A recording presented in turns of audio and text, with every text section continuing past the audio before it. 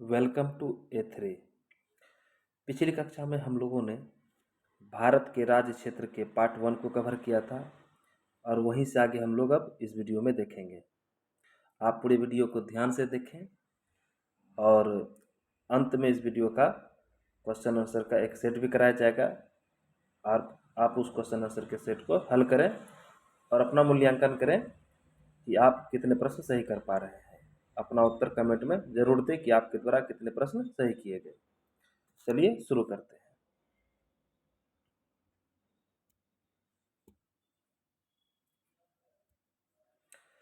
तो हम लोगों ने कल छोड़ा था, क्या भारत अपना राज्य किसी को दे सकता है या अपना राज्य क्षेत्र का कोई भी हिस्सा किसी को दे सकता है। तो अगर हम इस बात का उत्तर दें तो इसका उत्तर हो जाएगा हाँ। तो भारत जो है अपना राज्य क्षेत्र का कोई हिस्सा किसी बाहरी देश को दे सकता है। अगर इस बात का उत्तर अगर हाँ है तो आप पूछेंगे कि आखिर वो तरीका क्या है, किस तरीके से दिया जा सकता है, सामान्य बहुमत से या फिर विशेष बहुमत से। तो हम लोगों ने कल पढ़ा था कि भारत के भीतर राज्य के नाम में बदलाव या फिर जब हम किसी बाहरी प्रदेश को शामिल करते थे तो वो सामान्य बहुमत से होता था। किंतु ये जो अगर हम अपने राज्य क्षेत्र में से किसी भी क्षेत्र को अगर हम दूसरे देश को सौंपना चाहेंगे या किसी दूसरे देश को देना चाहेंगे तो ये विशेष बहुमत से किया जाएगा। तो यह बात कब कही गई? तो ये बात कही गई थी बेरूवादीवाद 1960 में, है ना। समझते हैं इस बात को अच्छे से, क्या है बेरूवादीवाद। ठीक है,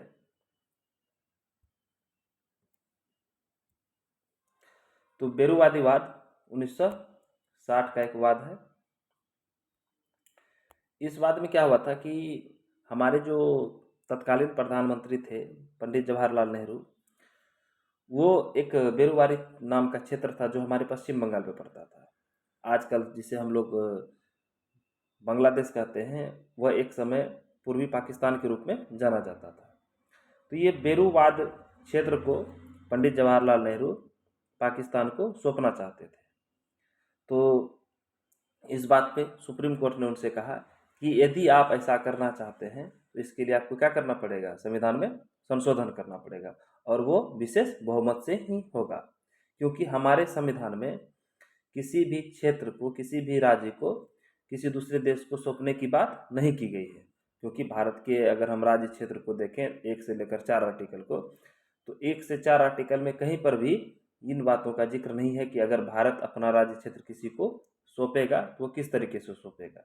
इसके लिए सुप्रीम कोर्ट ने इस बात में निर्णय देते हुए कहा कि यदि आप अपने क्षेत्र को किसी दूसरे राज्य को या किसी दूसरे देश को देना चाहते हैं तो उसके लिए आपको संविधान में क्या करना पड़ेगा, संशोधन करना पड़ेगा, यानी कि विशेष बहुमत से आपको संशोधन करना पड़ेगा।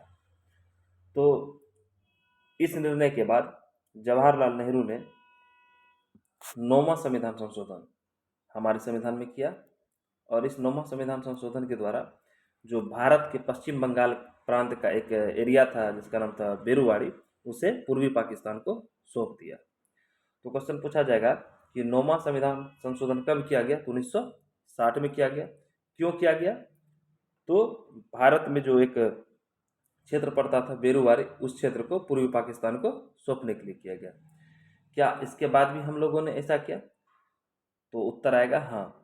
सन 2015 में बीजेपी की सरकार ने भारत के कुछ क्षेत्र को 16वां संविधान संशोधन करके बांग्लादेश को सौंपा। तो क्वेश्चन पूछा जाएगा कि 16वां संविधान संशोधन कब किया गया? तो आंसर आएगा हमारा 2015। अच्छा, इस संशोधन के द्वारा हम लोगों ने क्या किया? तो अपने देश के कुछ हिस्से को बांग्लादेश को सौंपा। तो याद रखेंगे बेरुवादीवाद 1960 क्या है। आगे बढ़ते हैं लोग। आगे है भारत में राज्यों का पुनर्गठन। तो आज हम जिस भारत को देखते हैं, जिस इंडिया की तस्वीर आज हम देखते हैं, तो जब हमारा देश आज़ाद हुआ था तो वो भारत उस तरह का उस समय नहीं था।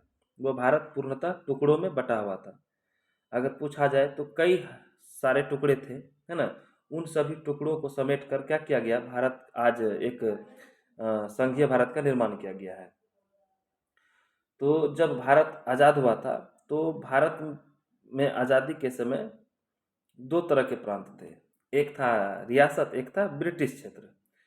तो जब भारत को आज़ादी मिली तो आज़ादी के साथ ही भारत दो भागों में बट गया था, एक पाकिस्तान और दूसरा इंडिया।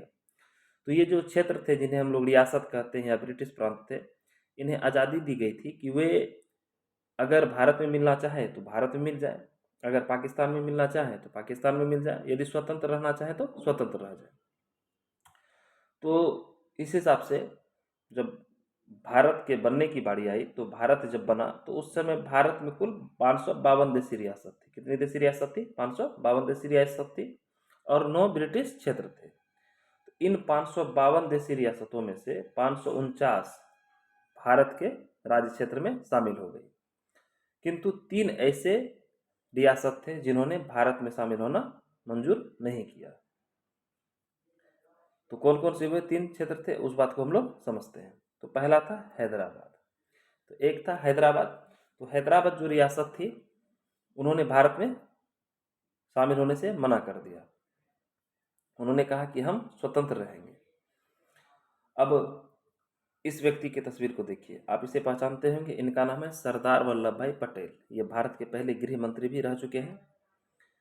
आज जिस भारत को हम देख पा रहे हैं, जो भारत आज हमारे सामने खड़ा है, अगर वो किन्हीं की वजह से है तो इस महापुरुष की वजह से है। इस महापुरुष का हमारे इस भारत में बहुत बड़ा योगदान है। तो हम लोग समझते हैं। तो हैदराबाद भारत के राज्य क्षेत्र में शामिल नहीं हुआ। हैदराबाद ने कहा कि हम स्वतंत्र रहेंगे। तो हैदराबाद के जो शासक थे वे मुस्लिम थे और उनका झुकाव पाकिस्तान की तरफ था। तो हमारे देश के जो प्रधानमंत्री थे, या फिर बोल सकते हैं जो हमारे देश के तभी नेता थे जिनका नाम था सरदार वल्लभ भाई पटेल, उनको एहसास हो गया था कि ये हैदराबाद आगे चलकर पाकिस्तान में मिल जाएगी। अगर ये पाकिस्तान में मिल जाती है तो भारत के बीचों बीच एक पाकिस्तान बस जाएगा, जो आगे चलकर भारत को काफ़ी परेशानी देने वाली है।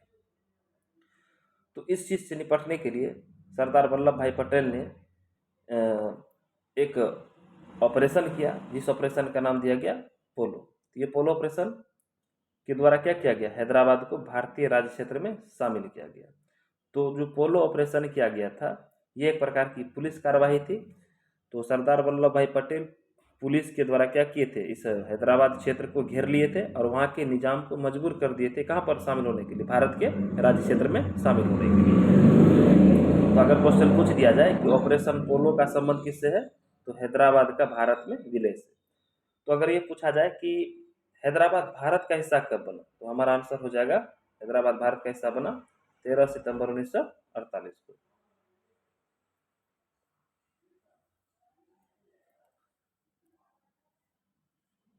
अच्छा, ये जो ऑपरेशन पोलो हुआ था जिसमें पुलिस कार्रवाई की गई थी, ये वास्तव में आर्मी ही थे, यानी कि इनको वर्दी पहनाया गया था पुलिस का। इस बात को भी हम लोग याद रखेंगे। अच्छा, आगे देखते हैं हम लोग अब दूसरा राज्य को, कि पहला राज्य हम लोग जान गए हैदराबाद। दूसरा राज्य था जिसका नाम था जूनागढ़। तो इस जूनागढ़ ने भी भारत में शामिल होने से इनकार कर दिया। इन्हें बाद में जनमत संग्रह के द्वारा सरदार वल्लभ भाई पटेल के द्वारा ही क्या किया गया? भारतीय राज्य क्षेत्र में शामिल किया गया। तो जूनागढ़ के जो शासक थे वो मुस्लिम थे, किंतु यहाँ की जो अधिकांशतः प्रजा थी वो हिंदू थी।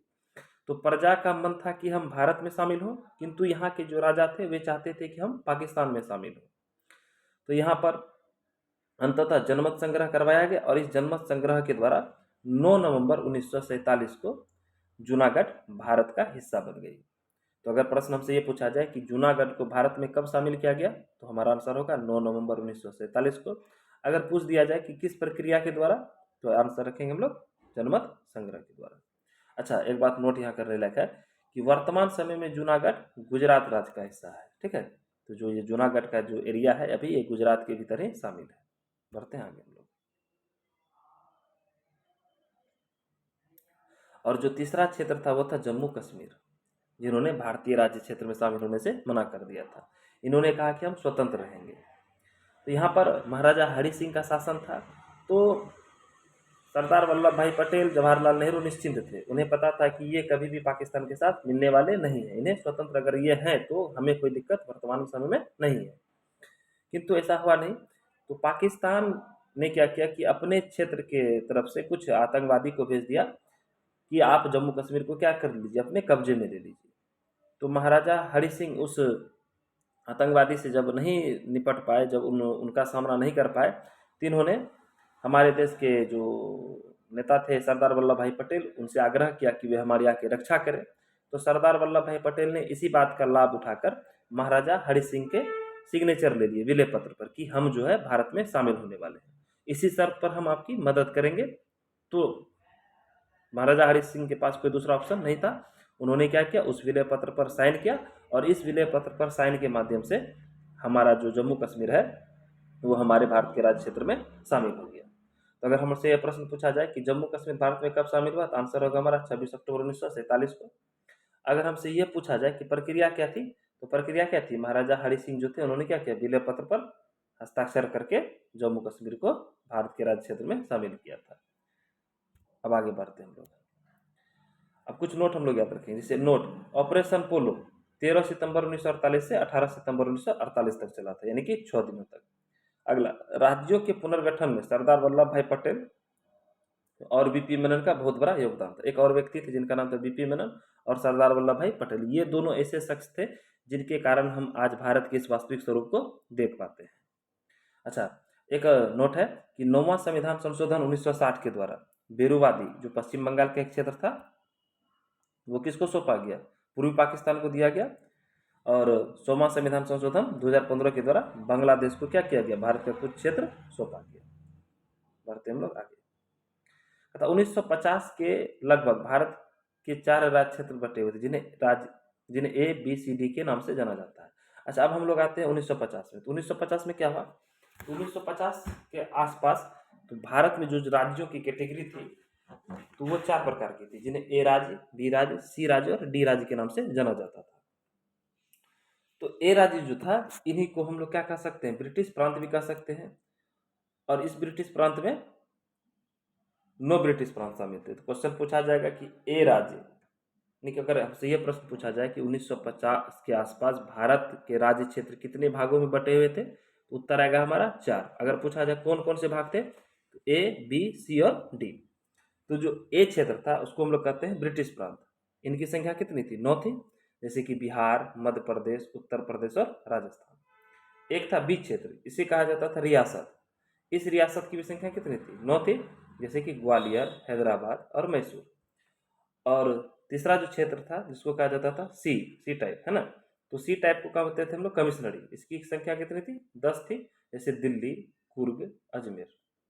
और जो चौथा राज्य क्षेत्र था जिसका नाम था डी, है ना, इसको हम लोग केंद्र शासित प्रदेश भी कहते थे। और इनकी संख्या क्या थी, एक थी, जिसका नाम था अंडमान और निकोबार। तो हम लोग याद रखेंगे 1950 के समय हमारे भारत 4 राज्य क्षेत्रों में बटे हुए थे, जिन्हें ए बी सी डी के नाम से जाना जाता था।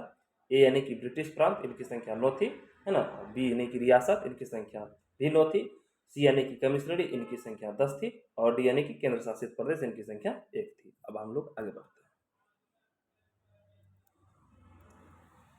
अच्छा, आज़ादी के जैसे जब जब हमारा देश क्या हुआ कि आज़ाद हो गया, तो आज़ाद होने के कुछ दिनों के बाद से ही क्या हो गया कि हमारे देश के भीतर भाषा के आधार पर राज्यों की मांग बढ़ने लगी।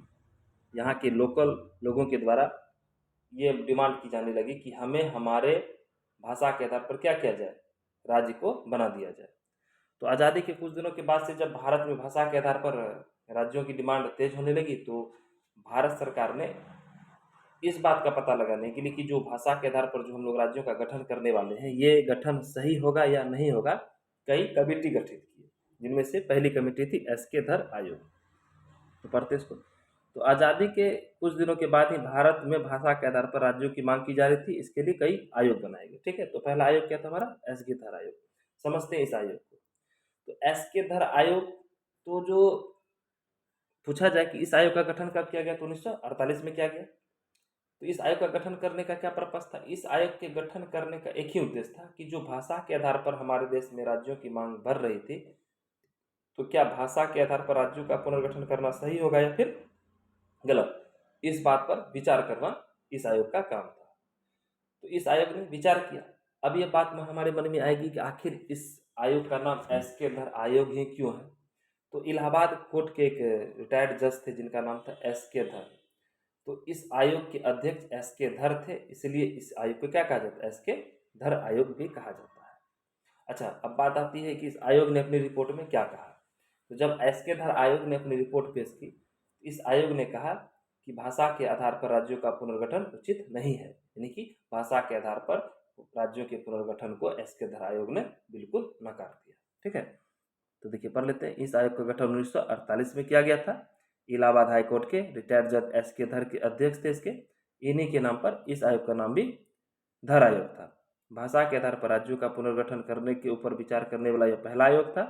इस आयोग ने अपने रिपोर्ट में भाषा के आधार पर राज्यों के पुनर्गठन को नकार दिया। ठीक है, इसी बात को हम लोगों ने समझा था।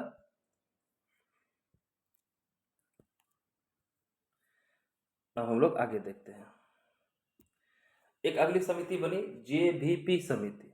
तो दूसरी कमेटी का नाम क्या था हमारा, जेवीपी कमेटी। तो इस कमेटी को समझते हैं। इसके नाम से ही स्पष्ट है कि इसमें 3 सदस्य थे। जे से जवाहरलाल नेहरू, भी से वल्लभ भाई पटेल यानी कि सरदार वल्लभ भाई पटेल, और पी से पट्टाभी सीतारमैया। तो ये कमेटी भी 1948 में ही बनी थी, जब एस.के. धर आयोग ने भाषा के आधार पर राज्यों के पुनर्गठन को अस्वीकार कर दिया था। तो फिर से एक आयोग की नियुक्ति की गई कि विचार करने के लिए क्या भाषा के आधार पर राज्यों का पुनर्गठन सही होगा। तो इस बार आयोग में 3 सदस्य सम्मिलित थे, एक जवाहरलाल नेहरू, एक वल्लभ भाई पटेल और एक पट्टाभी सीतारमैया। तो इसलिए इस समिति को क्या कहा जाता है, जेपीवी समिति। यह समिति भी कब बनी थी, 1948 में बनी थी, है ना।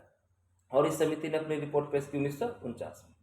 और इस समिति ने भी क्या किया, भाषा के आधार पर राज्यों के पुनर्गठन को अस्वीकार कर दिया। इन्होंने भी यह माना कि भाषा के आधार पर राज्यों का पुनर्गठन उचित नहीं होगा। ठीक है, तो पढ़ते हैं इसको क्या है। तो यह समिति 1948 में बनी थी।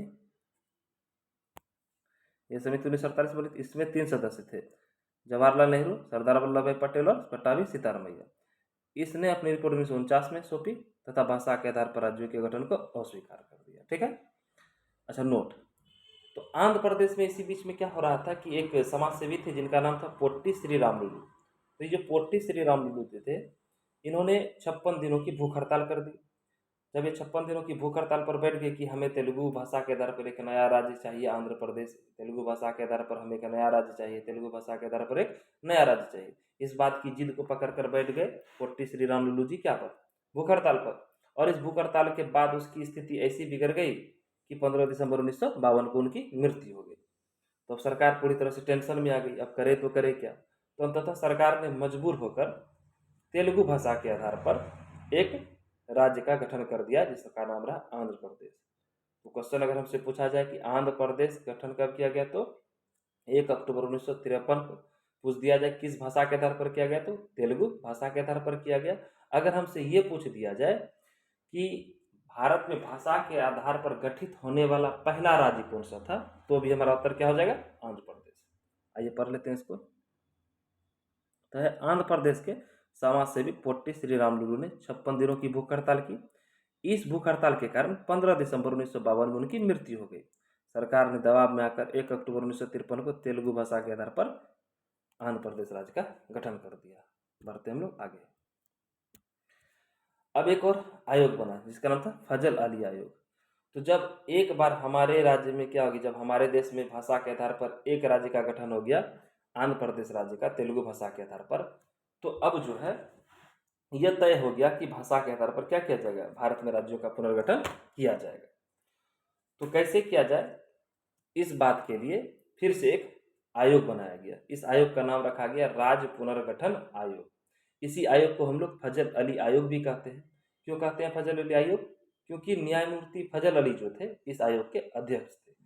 उनकी अध्यक्षता में ही इस आयोग का गठन किया गया था। किस आयोग का, राज्य पुनर्गठन आयोग का। इसलिए हम लोग फजल अली आयोग को राज्य पुनर्गठन आयोग भी कहते हैं। तो इस आयोग ने क्या किया, तो सबसे पहले बात ये, आयोग बने कब, 1953 में क्या हुआ, आंध्र प्रदेश बना, तो 1953 में ही क्या किया गया, इस आयोग को बैठा दिया गया, यानी कमीशन कर दिया गया। इस आयोग में 3 सदस्य को शामिल किया गया। एक तो न्यायमूर्ति फजल अली खुद थे, दूसरा के.एम. पन्नीकर और एक व्यक्ति थे हृदयनाथ कुंजरू। तो क्वेश्चन पूछा जाए कि फजल अली आयोग में कितने सदस्य थे, तो 3। कौन कौन?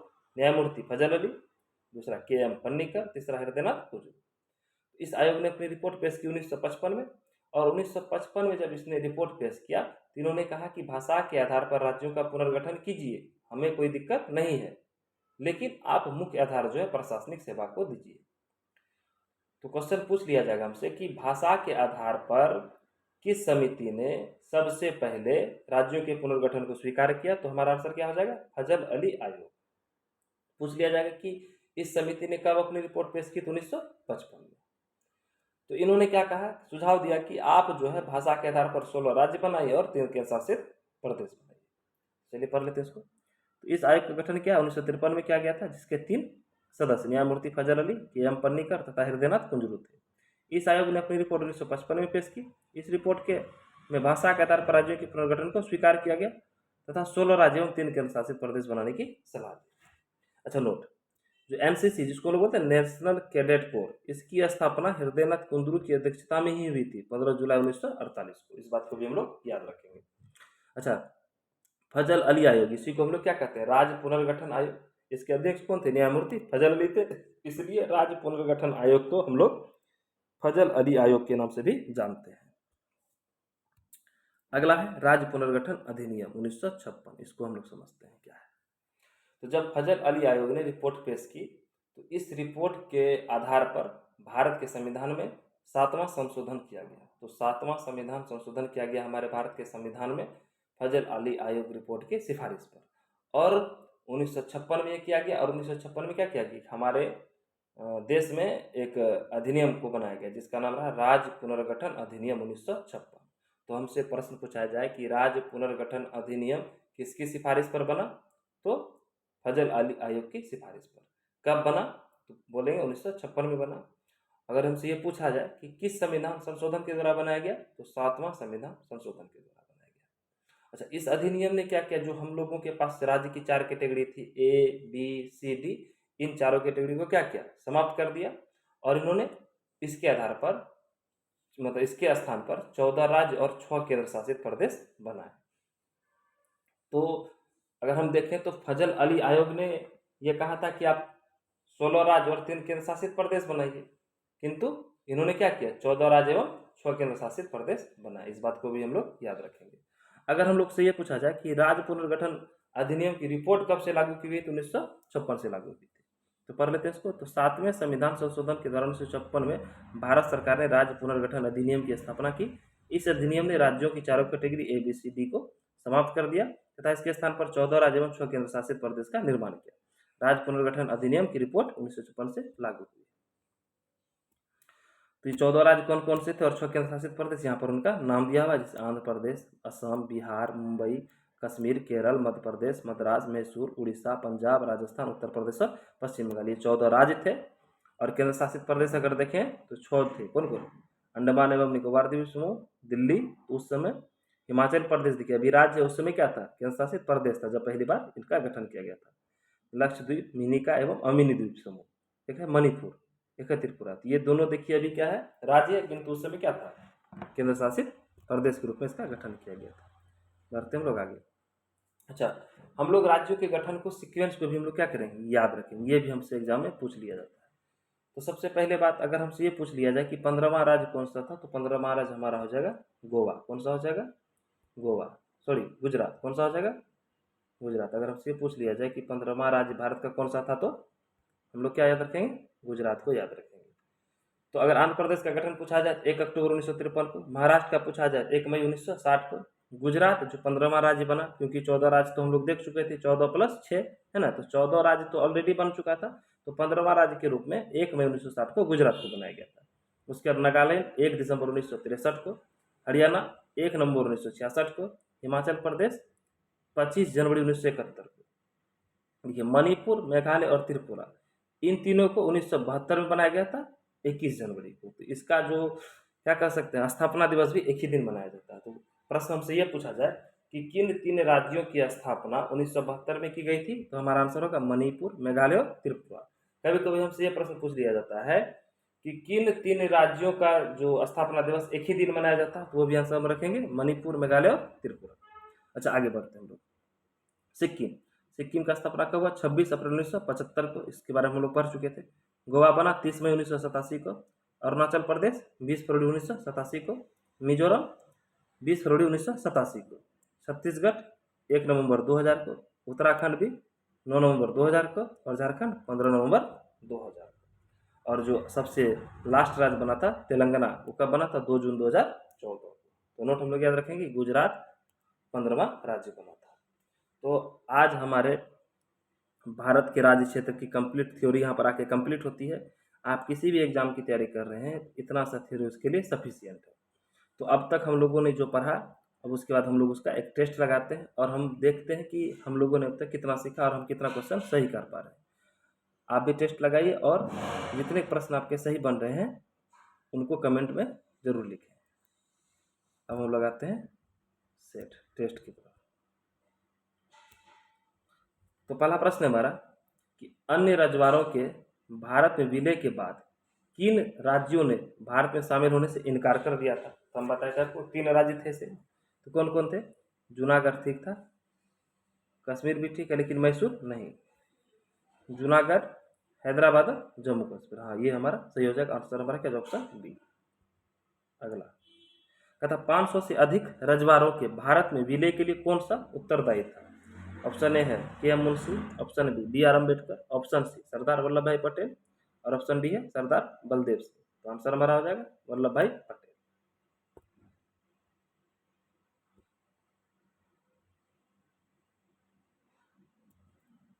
कहता निम्नलिखित जोरों में से किसने देशी रियासतों को भारतीय संघ का अंग बनाने में सबसे महत्वपूर्ण भूमिका अदा की? तो हमने आपको नाम बताया था सरदार वल्लभ भाई पटेल और वीपी मेनन का। तो आंसर हो जाएगा हमारा ऑप्शन बी। अगला प्रश्न है मूल संविधान में राज्यों को कितने वर्गों में रखा गया था? तो राज्यों को 4 कैटेगरी में रखा गया था, ए बी सी और डी, 4 कैटेगरी थी, है ना। अगला प्रश्न, संविधान के प्रवर्तन के समय राज्य को 4 श्रेणियों अ, ब, स्व तथा दो में बांटा गया था। इन श्रेणियों को किस वर्ष समाप्त किया गया? तो मैंने आपको बताया था कुछ देर पहले कि राज्य पुनर्गठन अधिनियम 1956 ने क्या किया था? इस अ, ब, स्व और दो कैटेगरी को समाप्त कर दिया था। तो आंसर हमारा क्या आ जाएगा? 1956। अगला प्रश्न है भाषा के आधार पर राज्यों का पुनर्गठन किस वर्ष किया गया? तो भाषा के आधार पर राज्यों का पुनर्गठन किस वर्ष किया गया? 1956 में किया गया। आंसर ये हमारा सही हो जाएगा, ठीक है। अगला प्रश्न है भाषाई आधार पर भारत में पहला राज्य कौन बनाया गया? तो हमने बताया था आपको आंध्र प्रदेश। तो ऑप्शन हमारा सी करेक्ट हो जाएगा। अगला प्रश्न है राज्य पुनर्गठन आयोग का गठन किस वर्ष किया गया? तो यहाँ पर हम लोग याद रखें क्या पूछ रहा है, राज्य पुनर्गठन आयोग। अगर आयोग हमसे पूछे तो हमारा आंसर होगा क्या? 1953। इसी को हम लोग क्या बोले थे? फजल अली आयोग भी बोले थे, है ना। अगर इसी में अगर ये प्रश्न पूछ लेता कि राज्य पुनर्गठन अधिनियम कब बना था, तो हमारा आंसर क्या होता? 1956। अगर अधिनियम पूछेगा तो हमारा आंसर होगा 1956, ठीक है। अगला प्रश्न है राज्य पुनर्गठन अधिनियम कब पारित हुआ? तो आंसर हमारा आ जाएगा 1956। अगला प्रश्न है 1956 में राज्यों का पुनर्गठन करने से तो कुल कितना राज्य बना था? हमने बताया था आपको 14 राज्य बना था और प्लस 6 केंद्र शासित प्रदेश बनाया गया था, यानी कि 20 बना था टोटल, है ना। तो ऑप्शन हमारा सी सही हो जाएगा। अगला प्रश्न है कराईकल, माहे, यनम सहित पांडुचेरी की फ्रांसीसी बस्ती को फ्रांसीसी सरकार ने किस वर्ष भारत को अध्यारोपित किया? तो भारत को किस वर्ष दिया था? तो आंसर हो जाएगा हमारा 1954 में। ये क्वेश्चन हम नहीं कराए थे, आप इसको वन लाइन के रूप में याद रखिएगा, ठीक है। तो कराईकल, माहे यानाम सहित पुडुचेरी की फ्रांसीसी बस्ती को फ्रांसीसी सरकार ने भारत को अध्यारोपित किया था 1954 में। अगला प्रश्न देखते हैं। कहता पुडुचेरी को किस वर्ष भारतीय संघ में शामिल किया गया? तो पुडुचेरी को कब शामिल किया भारतीय संघ में? तो आंसर हो जाएगा हमारा 1963।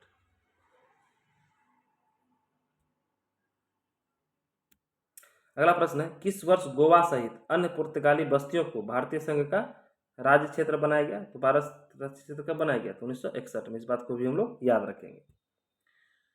अगला प्रश्न है हैदराबाद को भारतीय राज्य क्षेत्र में मिलाने के लिए चलाए गए अभियान का नाम क्या था? तो हैदराबाद को जो हम लोग मिलाए थे भारतीय राज्य क्षेत्र में, तो कौन सा अभियान चला था?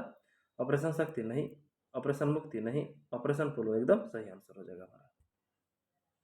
लास्ट प्रश्न है इस वीडियो का कि जूनागढ़ भारतीय राज्य क्षेत्र में शामिल हुआ। तो जूनागढ़ भारतीय राज्य क्षेत्र में शामिल किस तरह से हुआ था? पुलिस अभियान से नहीं, पुलिस अभियान से तो हम लोग किसको शामिल किए थे? हैदराबाद को। विलय पत्र पर हस्ताक्षर से नहीं, विलय पत्र पर हस्ताक्षर से कौन शामिल हुआ था? जम्मू कश्मीर। जनमत संग्रह के द्वारा, ये एकदम सही हो जाएगा। तो हमारा आंसर हो जाएगा ऑप्शन सी। देखिए जूनागढ़ भारतीय राज्य क्षेत्र में शामिल हुआ था जनमत संग्रह के द्वारा। आशा करते हैं आपको ये हमारी क्लास अच्छी लगी होगी। अगर आगे आने वाले वीडियो को देखना चाहते हैं तो हमारे इस वीडियो को शेयर कीजिए, कमेंट कीजिए, शेयर कीजिए, सब्सक्राइब कीजिए और लाइक कीजिए। मिलते हैं अगले वीडियो में, तब तक जय हिंद, जय भारत।